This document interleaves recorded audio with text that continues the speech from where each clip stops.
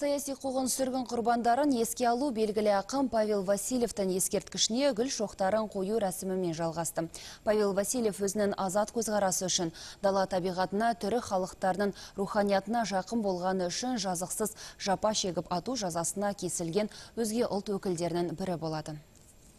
Павел Васильев 1910 жылы Шығыс Қазақстан облысы Зайсан қаласында дүниеге келген. Қиыр Шығыс мемлекеттік университетінде, Мәскеу университетінің жұмысшылар факультетінде білім алған ол, заманда журналистік қызметпен ел көзіне түскен. Әдебиет және аударма ісімен шұғылданған. Алғашқы өлеңдер жинағы 1926 жылы жарық көрген. 1938 жылы қазақтың аңыз әңгімелеріне құрылған қазақ-қырғыз әндері шығармасы жарық көреді. Осылай шығармашылық қадамы алға басып келе жатқан жанды 1937 жылы Мәскеу қаласында репрессияға оғы жалмады.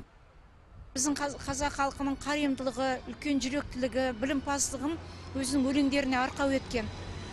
Сондықтан бұл кісіні жаңа қуғын сүргінге ұшыратқан кезде әр халықтың жеке концепттік мінезін суреттедің деп анау жауап алған кезде түркі халқын сен дәріптедің деген айып тағып және өзінің мына биліктердің мына Совет үкіметінің машинасына көрсеткен пікірін білдірген үшін осындай қуғын сүргіннің құрбаны болған.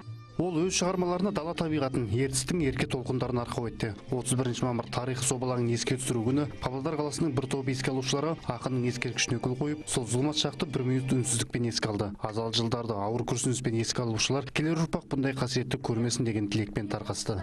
Жанасы Серікбол, Нияз Смағұл, Ертіс информ.